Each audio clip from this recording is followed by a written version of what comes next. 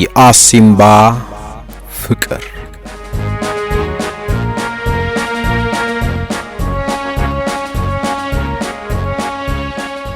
ጸሐፊ ካህሳይ አብርሃ ብስራት በኢትዮ ሜዳ የቀረበ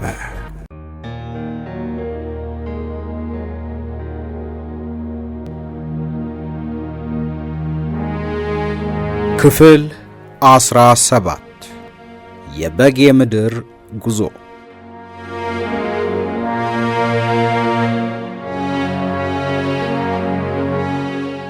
በ1969 ዓመተ ምህረት በጥቅምት ወር ኃይል 3 የፖለቲካና የፕሮፓጋንዳ ቅስቀሳ ለማድረግ ወደ አድዋ አካባቢ ተንቀሳቀሰች። የኃይል 3 መሪ ኃይሌ ቀጭኑ፣ ምክትሉ ጌትነት ሲሆኑ የኃይሉ የፖለቲካ ኃላፊ ደግሞ ሽፈራው ነበረ። ጌትነት ከኃይል ምክትል መሪነቱ በተጨማሪ እኔ የነበርኩበት ጋንታም መሪ ነበረ። የነበርኩባት ጋንታ ምክትል መሪ እኔ ስሆን የጋንታዋ የፖለቲካ ኃላፊ ደግሞ አብደላ ሆነ። ከሽፈራው ጋር በወሎ ተልእኮ ላይ አብረን ስለነበርን በደንብ እንተዋወቃለን። ወደ ገርሁ ስርናይ ለመሄድ ከዳሞ መንገድ ይልቅ የኤርትራን መሬት አቋርጦ ማለፍ በጣም ስለሚቀርብ በዚያው በኩል ሄድን። ወደ ኤርትራ መሬት ስንገባ ባለፍንባቸው አካባቢዎች ያገኘኋቸው የኤርትራ ነዋሪዎች በጥሩ ሁኔታ ነበር የተቀበሉን። የኤርትራ ድርጅቶች የኢትዮጵያ መንግሥት ቅኝ ገዢ ነው እያሉ ሲቀሰቅሱ እንደነበር ስለምናውቅ እኛ ደግሞ የኢትዮጵያ ታጋዮች ነን፣ የደርግን መንግሥት በመቃወም ነው በረሃ የገባ ነው ብለን ራሳችንን ስናስተዋውቃቸው በቀላሉ ለማመን ይቸገራሉ ብለን ፈርተን ነበረ። እነርሱ ግን ልክ እንደ ልጆቻቸው አድርገው ተቀብለው አስተናገዱን። በተለይ አንዳንድ የተማሩ ሰዎች ስናገኝ ስለ ኢሃፓ ከማወቃቸው በላይ ዲሞክራሲያ ካላችሁ ስጡን እያሉ ይጠይቁን ነበር። በሕዝቡ አቀባበልና ለኛ በነበረው አመለካከት ሁላችንም በጣም ተደነቅን። ኃይል 3 የኤርትራን ምድር አቋርጣ ወደ አድዋ ከዘለቀች በኋላ በጉሎ ማክዳ፣ ዳሞ እንዲሁም አድዋ አካባቢ የተዘዋወረች የቅስቀሳና የፕሮፓጋንዳ ሥራ ስትሰራ ቆይታ ወደ አሲምባ ተመለሰች።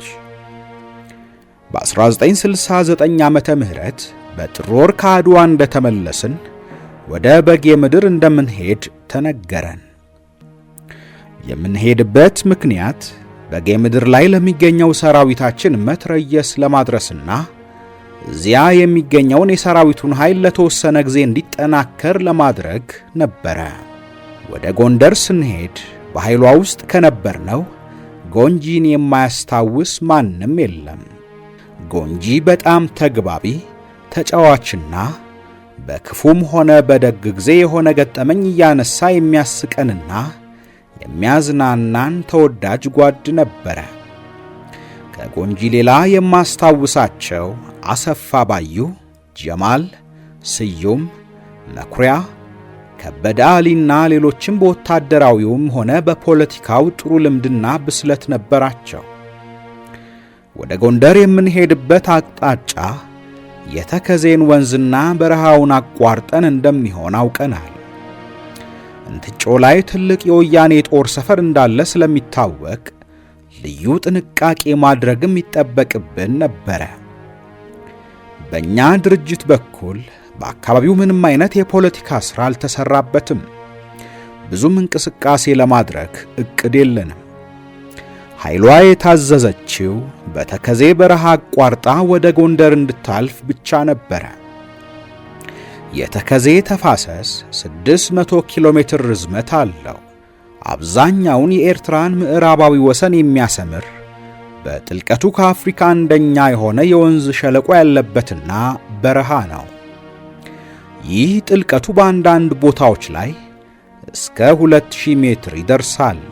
ተከዜ ወንዝ ላስታ ከሚገኘው ካጭን ተራራ ይነሳና የምዕራብንና የሰሜንን አቅጣጫ እየያዘ በትግራይና በኤርትራ አድርጎ ወደ ሱዳን የሚገባ ወንዝ ነው።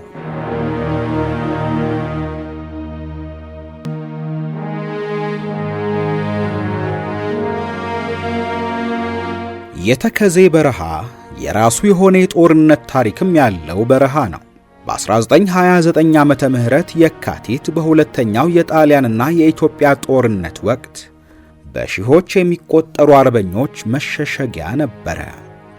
በዚያኑ ጊዜ የኢትዮጵያ አርበኞች በጣሊያ የአየር ኃይል በመርዝ ጋዝ ያለቁትም ወደ ተከዜ በረሃ እያፈገፈጉ ባሉበት ወቅት ነበረ። የዚህን ሸለቆ ተከትሎ የተዘረጋው በረሃ በጣሊያን ጊዜ የአርበኞች ከለላ እንደሆነ ሁሉ ወያኔዎችም ከደርግ ኃይል ከለላ እንዲሆናቸው የጦር ሰፈር መስርተውበታል። እኛ ደግሞ ወደ ጎንደር ለመሄድ የተነሳነው ይሄንን የተከዜን በረሃ ሰንጥቀን በማለፍ ነበረ።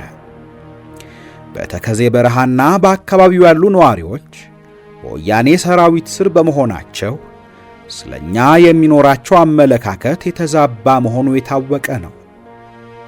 በእኛ ድርጅት የፖለቲካ ሥራ ያልተሰራበት አካባቢ ስለሆነ እዚያ ስንደርስ ጥሩ አቀባበል ይጠብቀናል የሚል ግምት አልነበረንም። በመሆኑም ኃይላችን ስትነሳ በቂ የሥነ ልቦና ዝግጅት አድርጋለች።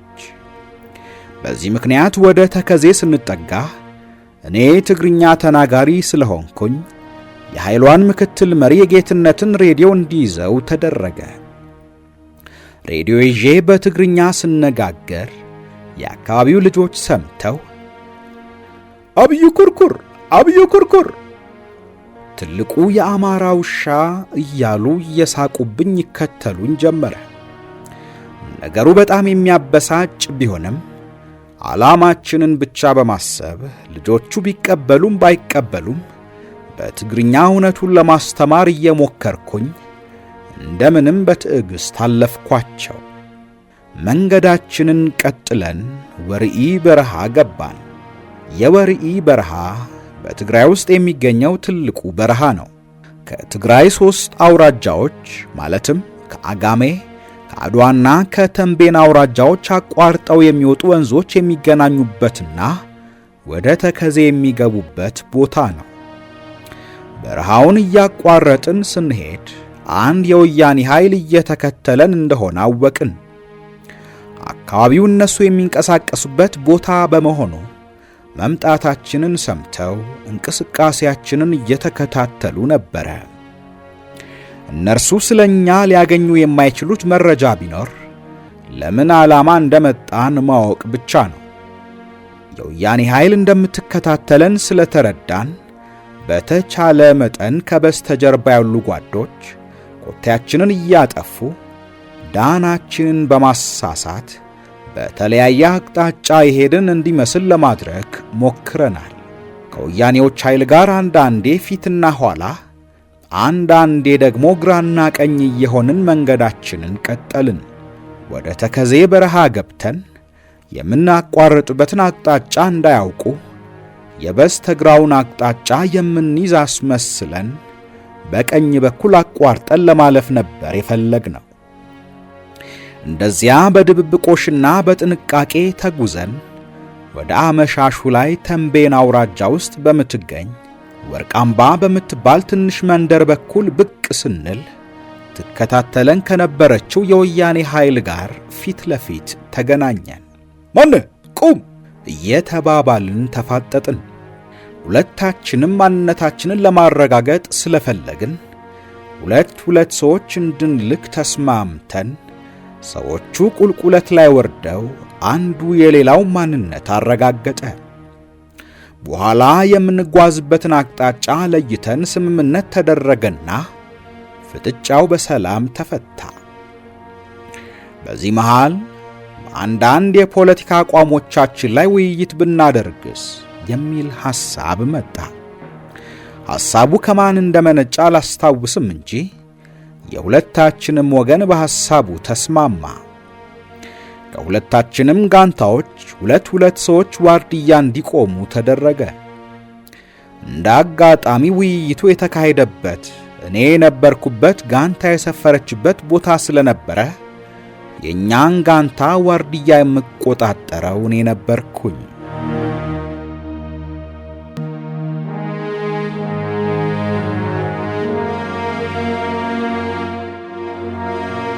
በዚህ ኃላፊነቴ ማድረግ የሚገባኝን ጥንቃቄ ሳስብ ከዚህ በፊት ከወያኔዎች ጋር ሰበያ ላይ ተሰባስበን እያለ የተፈጠረው አጋጣሚ ታወሰኝ።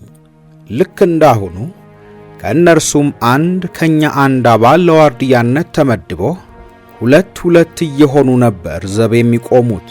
ከእነርሱ ዋርድያ የተመደበው አባል የያዘው ጥሩ መሳሪያ ሲሆን የኛ አባል ግን የያዘው አሮጌ ማስጠመንጃ ነበረ። ውይይቱ እየተካሄደ እያለ ጠመንጃ ባረቀና የቶክስ ድምፅ ተሰማ። በዚህ ጊዜ በተፈጠረው መተራመስ ቤት ውስጥ በርታ የነበረችው ኩራዝ ጠፋችና በጨለማ ተዋጥን። ሁላችንም ስጋት ውስጥ ገባን። ጨለማው በፍጹም የማያስተያይ ስለነበረ ውስጥ ያለነው ሁላችንም የምንይዘውና የምንለቀው ጠፍቶን ግራ በመጋባት ተደነባበርን። ለዋርድያ የቆሙት የኛና የእነርሱ ጓዶችም ምን እንደተፈጠረ ስላላወቁና ለእርምጃ መዘጋጀት ስለነበረባቸው ሁለቱም መሳሪያቸውን ደግነው አንዱ በአንዱ ላይ ሲያቀባብሉ የማስጠመንጃ የያዘው የኛ ዋርድያ ማቀባበያውን ሲስበው ሊሰራለት አልቻለም። የእነርሱ ዋርድያ ግን የያዘው መሳሪያ ጥሩ ስለነበረ ወዲያው ተቀባብሎ ደገነበት። የኛ ዋርድያ አይኖቹ ፈጠው የሚያደርገው ግራ ገባው። ሁልጊዜም በእንደዚህ አይነት ድንገተኛ ሁኔታ ላይ ፈጥኖ የመወሰን ችሎታ የነበረው ጂግሳ እንደምንም ብሎ ከጨለማው ቤት ውስጥ ዘሎ ወጣና ባትሪ አግኝቶ ሲያበራ የኛ ዋርድያ ግራ ተጋብቶ እንዳለ ደረሰለትና ሁለቱንም አረጋጋቸው። ከዚያም ላምባዲና መጣና አብርቶ በስብሰባው የነበሩት እንዲረጋጉ በማድረግ ተራ በተራ ወጥተው ችግሩ በዚያው አለፈ። ምን እንደተፈጠረ ከተጣራ በኋላ ሁሉም ተመልሰው ገቡና ኩራዝ በርቶ ውይይቱ እንደገና ቀጠለ። ከዚያ አጋጣሚ በመነሳት ለዋርድያ የሚቆመው የኛ ጠባቂ ጥሩ ጠመንጃ እንዲታጠቅ ማድረግ እንደሚገባኝ አሰብኩኝ። ስለዚህ ለተረኛው ዋርድያችን M14 ጠመንጃ እንዲይዝ አድርጌ ዋርድያዎቹ ሲለዋወጡ ጠመንጃውን ለቀጣዩ ተረኛ ዋርድያ እየሰጠ ሰዎቹ ብቻ እንዲለዋወጡ አደረግኩኝ። በውይይቱ ከሌሎችም ከኛም ጋንታዎች የፖለቲካ ብስለትና የንግግር ችሎታ ያላቸው አባላት መጥተው እንዲካፈሉ ተደርገዋል። በውይይቱ የተካፈሉት 10 ያክል ሲሆኑ የሁለቱ ጋንታዎቻችን የፖለቲካ ጉዳይ ኃላፊዎች ኪዳኔና ገላውዲዮስም ተካፍለዋል። እኔ ጸጥታውን የመቆጣጠር ኃላፊነት ስለነበረብኝ ወጣ ገባ እያልኩና ወደ ዋርድያ መቆሚያ ቦታ ድረስ መለስ እያልኩ ነበረ በውይይቱ ላይ የሚሰጡ ሐሳቦችን የምሰማው።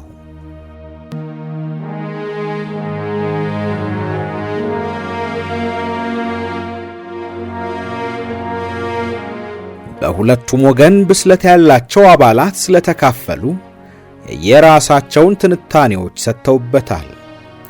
ከእነርሱ በኩል ተወካይ የነበረው የኃይሉ የፖለቲካ ኃላፊ አነጋገሩና አገላለጹ የሰውን ጆሮ የሚያስ ችሎታ ነበረው።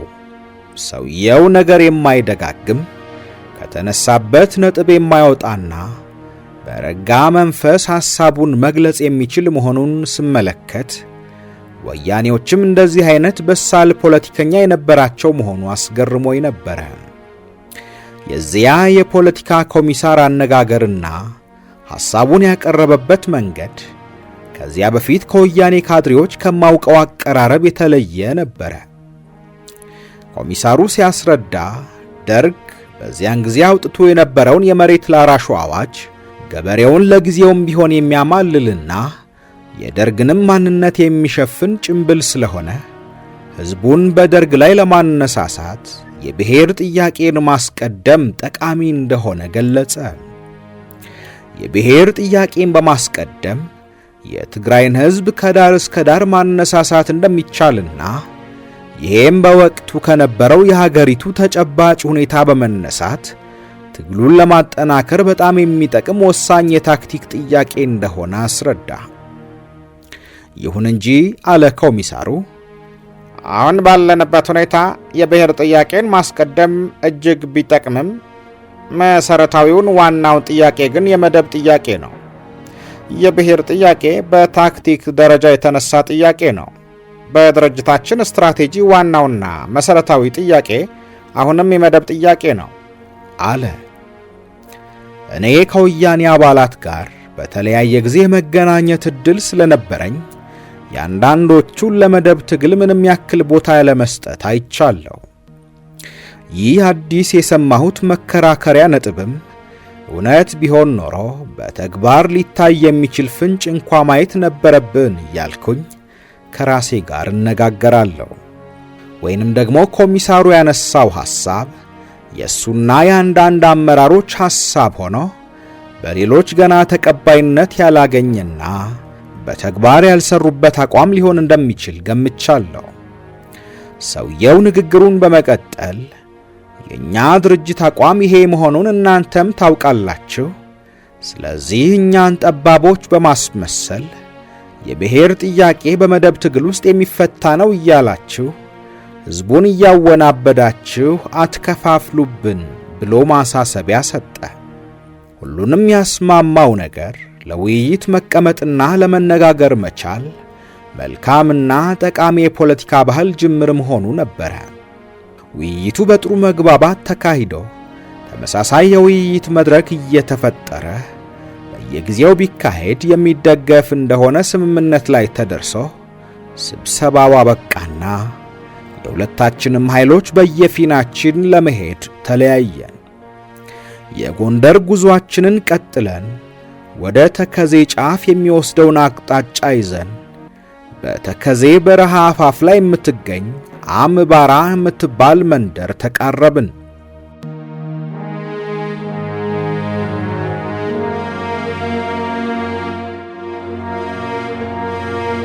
ወደ መንደሯ ከመግባታችን በፊት የኃይሉ ወታደራዊ መሪ ኃይሌ ቀጭኑ ሽፈራውና ጌትነትን ጠራቸውና ሦስቱ ለ15 ደቂቃ ያክል ተመካከሩ።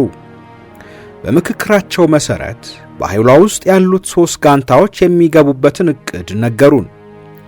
አንደኛዋ ጋንታ ከአመራር አባላቱ ፊት ለፊት እየቀደመች እንድትሄድ፣ ሁለተኛዋ ጋንታ ከኃይሌ ቀጭኑ ጋር ያሉ አመራር አባላትን አጅባ ወደ መንደሩ እንድትገባ፣ ሦስተኛዋና እኔ የነበርኩባት ጋንታ ደግሞ መትረየሱን በመያዝ ከመንደሩ በስተጀርባ በሚገኝ አንድ ተራራ ላይ ወጥታ ቦታ እንድትይዝ ታዘዘች። ቦታችንን እንደያዝን ብረት የያዙ ሰዎች ከቤተ ክርስቲያን አካባቢ ውር ሲሉ ከነበርንበት ከፍታ ላይ ሆነን ተመለከትን። ሽፍቶች ናቸው ወይስ ወያኔዎች ቀድሞ መጥተው ነው እየተባባልን ስንጠያየቅ ከቆየን በኋላ እውነቱን ተረዳን። በአካባቢው ብዙ ታጣቂዎች ያሉት አንድ የመሬት ከበርቴ መኖሩን፣ ወደ መንደሯ ከመግባታችን በፊት የኃይሉ ወታደራዊ መሪ ኃይሌ ቀጭኑ ሽፈራውና ጌትነትን ጠራቸውና ሦስቱ ለ15 ደቂቃ ያክል ተመካከሩ። በምክክራቸው መሠረት በኃይሏ ውስጥ ያሉት 3 ጋንታዎች የሚገቡበትን ዕቅድ ነገሩን። አንደኛዋ ጋንታ ከአመራር አባላቱ ፊት ለፊት እየቀደመች እንድትሄድ፣ ሁለተኛዋ ጋንታ ከኃይሌ ቀጭኑ ጋር ያሉ የአመራር አባላትን አጅባ ወደ መንደሩ እንድትገባ፣ ሦስተኛዋና እኔ የነበርኩባት ጋንታ ደግሞ መትረየሱን በመያዝ ከመንደሩ በስተጀርባ በሚገኝ አንድ ተራራ ላይ ወጥታ ቦታ እንድትይዝ ታዘዘች። ቦታችንን እንደያዝን ብረት የያዙ ሰዎች ከቤተ ክርስቲያን አካባቢ ውር ሲሉ ከነበርንበት ከፍታ ላይ ሆነን ተመለከትን። ሽፍቶች ናቸው ወይስ ወያኔዎች ቀድመው መጥተው ነው እየተባባልን ስንጠያየቅ ከቆየን በኋላ እውነቱን ተረዳን። በአካባቢው ብዙ ታጣቂዎች ያሉት አንድ የመሬት ከበርቴ መኖሩን፣ በዚያን ሰዓት ደግሞ ሰውየው ያለው ቤተ ክርስቲያን ውስጥ እንደነበረና ታጣቂዎቹም እርሱን የሚያጅቡ መሆናቸውን የመንደሯ ነዋሪዎች ነገሩን። ከትንሽ ጊዜ በኋላ አሽከሮቹ ማንነታችንን ለማጣራት እኛ ወደ ነበርንበት ቦታ መጡና ጠየቁን። የኢሃፓ ሰራዊት እንደሆንን ስንነግራቸው ጉዳት እንደማናደርስ አምነው ተመለሱ። እስከማስታውሰው ድረስ ለምን እንደሆነ ባላውቅም ባላባቶቹ ከኛ ጋር ውጊያ ገጥመው አያውቁም። ኃይሌ ቀጭኑና ሌሎች አመራሮች አብራቸው ያለችውን ጋንታ ይዘው ወደ መሬት ከበርቴው ቤት ገብተዋል። ሰውየው ከቤተ ክርስቲያን ተጠርቶ ወደ ቤት እንዲመጣ አስላኩበት። ሲመለስም ለኃይሌ ቀጭኑና አብረውት ለነበሩት ጓዶች ግብዣ አደረገላቸው። የመንደሩ ነዋሪዎች ደግሞ እኛ ወደ ነበርንበት ቦታ መጥተው እናንተ የእውነት ታጋዮች ከሆናችሁ ይህንን ሰውዬ ለምን አትይዙትም? ማን እንደሆነ አታውቁም እንዴ? ፊት አውራሪ አበራ ጣሰው የሚባለው በኃይለ ሥላሴ ጊዜ ወረዳ አስተዳዳሪ ነበረ። የሰለሞን ጣሰው ወንድም ነው። ሰለሞን ጣሰው በሰሜን ተራራዎች አካባቢ ብዙ መሬት የነበረው የመሬት ከበርቴ ነው። እርሱ እኮ መንደሩን ያስቸገረ፣ ሴቶችን የሚደፍር፣ የድሃ ሀብትና ንብረት በኃይል የሚቀማ የመሬት ከበርቴ ነው። ለምንድነው እርሱንና አሽከሮቹን የማትይዟቸው? በማለት ጥያቄ አቀረቡ። እኛ የሰውየውን ማንነት ከኗሪዎቹ ከሰማን በኋላ የግብዣው ነገር ግልጽ አልሆናለን። ሰዎቹ ያቀረቡትን ጥያቄ በማንሳት ምን ማድረግ እንደሚገባን የፖለቲካ ጉዳይ ኃላፊያችንን አብደላን ጠየቅኩት። አብደላም እኛ በዚህ ጉዳይ ላይ ትእዛዝ ስላልሰጠን ዝም በሏቸው አለኝ፣ በቸልተኛ አስተያየት እየተመለከተኝ። ለምን ትጨቀጭቀኛለህ? እኔ ሳልታዘዝ ምንም ማድረግ አልችልም በማለት ቱጋለብኝ። አንተ የፖለቲካ ኃላፊ ሆነ እንዴት እንደዚህ ትላለህ? በረሃ የወጣኸው ለሕዝብ መብት ለመታገል አይደለም እንዴ? ታዲያ የምንቆመው ከሕዝብ ጋር ነው ወይስ ከወንጀለኛ ጋር ነው? ቢያንስ ለማጣራት እንኳን እንሞክርም እንዴ ብዬ ወጥሬ ሲይዘው በመካከላችን ጸብ ሊነሳ ሆነ። ተፋጠጥን። የቀረን ነገር መሳሪያችንን ማቀባበል ነበር። መካረራችንን ሲመለከቱ ሌሎቹ መሃል ገብተው አለያዩን። ባይገላግሉን ኖሮ ግን አንድ ክፉ ነገር መፈጠሩ አይቀርም ነበር። እኔ ገበሬ ልጅ ስለሆንኩኝ ፍትህ ማጣት ምን ያክል መጥፎ እንደሆነ አውቃለሁ። አባቴ የነገረኝንና ያየሁትን አስታወስኩና በዚያን ወቅት ደግሞ ከሕዝብ ጎን መቆም ስላልቻልኩኝ እልህ ያዘኝ። በረሃ የወጣሁበት ዋና ዓላማም ይሄ ነበረ። ምንም ማድረግ ስላልቻልኩ በጣም በግኛለሁ። የጋንታዋ መሪ ጌትነት ከኛ ጋር ስላልነበረ ኃላፊነቱ የኔ ነው።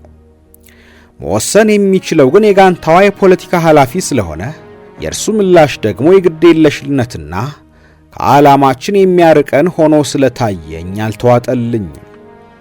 ከእርሱ እንደተለየው የሰውየው አሽከሮች ውጪ ለነበሩ አባላት ምግብ እያዞሩ ነበርና ወደኛም ጋንታ ይዘው መጡ።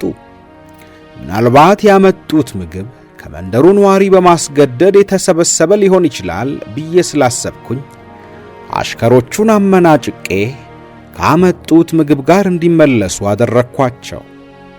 የጋንታው አባላት የአብደላ መልስ ስላልተዋጠልን ተቃውሟችንን ለመግለጽ አኮረፍን።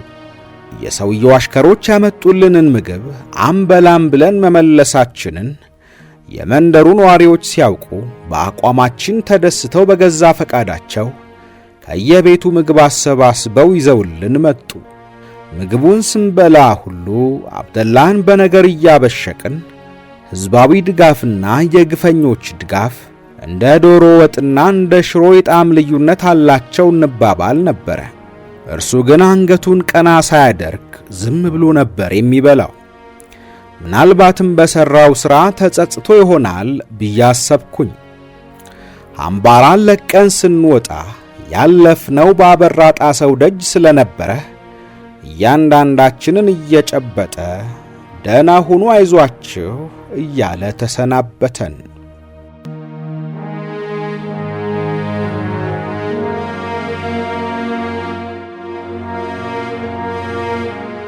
ውድ የኢትዮ ሜዳ ቤተሰቦች የአሲምባ ፍቅር መጽሐፍ ትረካ ክፍል 17 ታብቅቷል። በቀጣይ ክፍል 18ን ይዘንላችሁ እንቀርባለን።